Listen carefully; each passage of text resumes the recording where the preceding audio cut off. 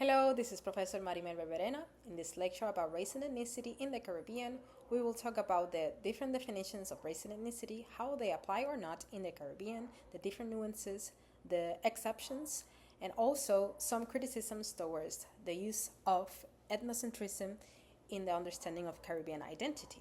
We will also talk about historical processes and practices like blanqueamiento and colorism, and we will also mention historical and political figures that challenge racism in the Caribbean, like Marcus Garvey. Of course, describing race and ethnicity in the Caribbean is quite complex. Due to that complexity, many people like me from the Caribbean are racially ambiguous, not falling in either spectrum of the race. Although the region is widely recognized as racially mixed and ethnically diverse, the concepts we often use to define these identities come primarily from European and American academic traditions, such as sociology. Sociologically, race is usually understood as socially significant physical differences, while ethnicity refers to shared national origin and distinctive cultural patterns. However, these definitions do not always fully capture Caribbean reality. For example, Latino is not a race, but an ethnic category, and Dominican is a nationality, yet racial identity still shapes how Dominicans are perceived and experienced in society. For this reason, Caribbean thinker Lloyd Best challenged the reliance on European frameworks to understand these dynamics. He argued that ethnicity is something we belong to from birth, a collective identity, rather than something imposed by outsiders. Best called for independent Caribbean theories and structures to better explain the region's social and racial formations. Using Caribbean-centered frameworks allows us to understand race and ethnicity on their own terms, rather than through inherited European lenses. A Caribbean perspective should take into account the complexity of racial and cultural mixture. Enslaved Africans were brought from various regions and with different cultural practices that produce a considerable set of cultural possibilities in the islands when encountered with Spaniards, natives, among others. These types of interactions and exchanges produce syncretism, new cultural identities as a result of the mixing between a variety of cultures, including the ones from the indigenous people inhabiting the islands before the encounter, like the Taínos or Caribs. One ethnic group you should know about is the Garifuna people from San Vincent, later relocated to Central America in places such as Honduras and Guatemala. The Garifuna people are an ethnic group that is both indigenous and African. This ethnic group came about when enslaved Africans fled from slavery to San Vicente, then mixed with the natives there, resulting in a group that was never enslaved. It is no coincidence that today this group is being targeted by governments and elites as a threat to society, and for this reason, they continually struggle to keep a hold of their lands and culture. You may be familiar with the phrase, I am no black, I Dominican, which signals the prominence of national identity over racial identity in some Caribbean contexts. But recognizing racial and ethnic diversity in the Caribbean does not mean denying the existence of racism. It is also important to examine the discourse of racial mixture, often referred to as mestizaje.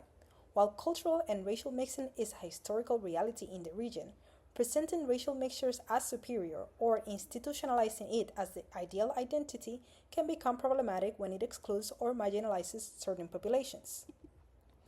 In places such as Cuba, Puerto Rico, and the Dominican Republic, the discourse of mestizaje, or the idea of racial democracy in Brazil, have often functioned to obscure racial inequality. These narratives can quietly reproduce racial hierarchy, placing whiteness at the top, mixed identities in the middle, and black and indigenous people at the bottom. As a result, their celebration of mixture has sometimes been used to deny or minimize the persistence of racism in the Caribbean societies. On the other hand, the complexity of racial identity in the Caribbean also means that many light-skinned people in the region are not purely white. In fact, many have significant African ancestry. Differences in skin color across the Caribbean were not simply random outcomes of mixture. They were shaped by historical efforts to widen the population and minimize African heritage, a process known as blanqueamiento or whitening. Blanqueamiento was not only physical but also ideological. In the late 19th and early 20th centuries, many Caribbean countries encouraged European immigration as part of policies intended to quote-unquote improve the population. In other words, these efforts were closely tied to eugenic ideas about race and social progress.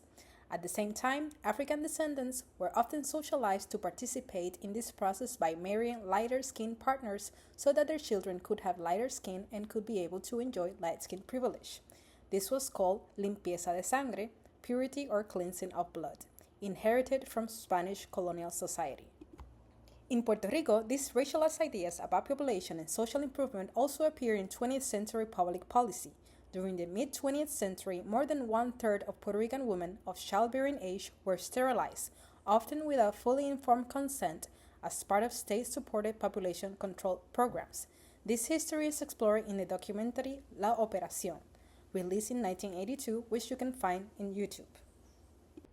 The process was individual and collective. Collectively, the national promotion of whiteness went hand in hand with the devaluation of blackness. This included silencing narratives and omitting contributions from African descendants, like omitting the fact that the origins of tango, for example, are African, and making black leaders look whiter in portraits.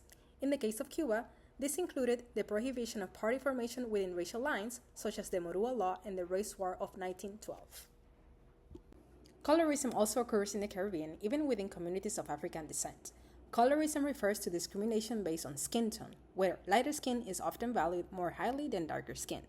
This creates a color hierarchy in which lighter-skinned individuals are frequently placed closer to social privilege, while darker-skinned individuals face greater discrimination.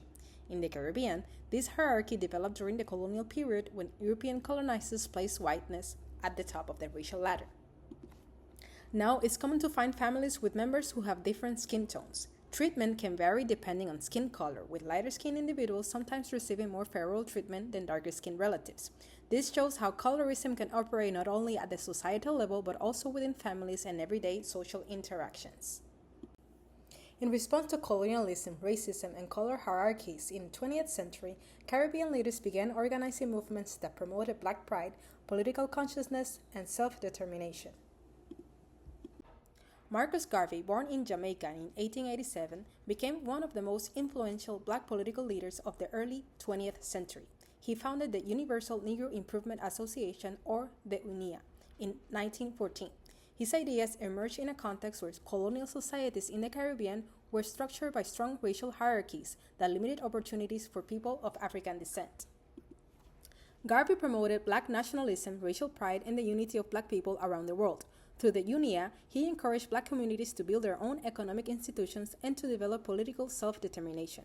One of his most well-known ideas was the Back to Africa movement, which promoted the idea that people of African descent should reconnect with Africa both culturally and politically.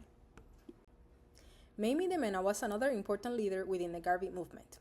Although she was born in Louisiana and lived in Nicaragua for many years, she was central to the spread of Garveyism among Caribbean communities in Central America. After Marcus Garvey's conviction, Mamie helped keep the UNIA active. She worked as an interpreter, lecturer, organizer, and journalist, holding high-ranking positions in the organization. She delivered speeches in Spanish, helping spread Garveyism beyond English-speaking Caribbean communities. Despite her contributions, her work, like that of many women in the UNIA, was long overlooked as women's leadership was often minimized in historical accounts of the time. Through her speeches and organizing, she promoted Black pride, Pan-African unity, and racial consciousness among African-descendant communities across the Caribbean, Central America, and the United States. Carlos Cooks was a Dominican-born Black nationalist and a Garvey leader in the mid-20th century. He was often described as Garvey's ideological son. Cooks joined the UNIA in 1932 and eventually became president of one of its divisions. His activism emphasized connecting the everyday struggles of Black communities in the Americas with broader Pan-African movements around the world. He also encouraged people to use terms like Black and African instead of Negro, arguing that these terms promoted greater racial pride and a stronger connection to African identity. While leaders like Carlos Cooks and Mamie Demena organized for Black pride, unity, and self-determination, other Caribbean descendant figures focused on preserving and promoting Black history and culture. One of the most important of these was Arturo Alfonso Schomburg, born in Puerto Rico in 1874 to a freedom-born Black midwife from St. Croix and to a German-born merchant. Schomburg was active in the Cuban and Puerto Rican independence movement, but he is best remembered for his role in the Harlem Renaissance. He spent his life collecting books, documents, and archives about African and African-descendant people around the world. His collection is now housed at the New York Public Library Stromberg Center for Research in Black Culture, which remains a central resource for understanding Black history globally. Another important leader of the 20th century was Mama Tingo, born Florinda Muñoz Soriano in the Dominican Republic. She defended farmers' land rights. In the early 1970s, a wealthy landowner tried to seize lands that had been farmed for generations. A famous phrase of hers said, "La tierra es del que la trabaja." The land belongs to those who work it, and tirelessly advocated for the campesinos' rights to remain on and gain legal title to their lands. Through her organizing and leadership, she successfully secured the land for over 300 families, protecting their homes and livelihoods. Mama Tingo became a powerful symbol of women's leadership and grassroots activism in the Caribbean. While Mama Tingo focused on grassroots activism in the Dominican Republic, other Caribbean leaders like Walter Rodney addressed broader structural and class inequalities across the region. Walter Rodney was born in Guyana, a continental Caribbean nation with deep ties to the region's colonial and post-colonial history.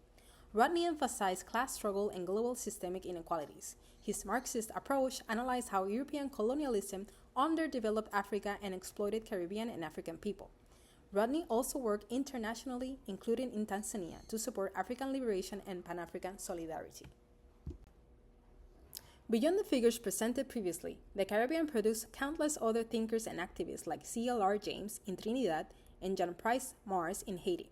Together, these leaders show how Caribbean people of African descent challenged colonialism, racial hierarchy, and economic oppression, and helped shape both regional and global movements for equality, self-determination, and liberation. And although this presentation focused on Black Caribbean leaders, their movements also involve allies across the Caribbean like Puerto Rican Dr. Ana Livia Cordero, who connected Caribbean struggles with African liberation movements and even worked in Ghana during the era of Kwame Nkrumah. Thank you so much for watching. Let me know if you have any questions or comments about this presentation. Take care.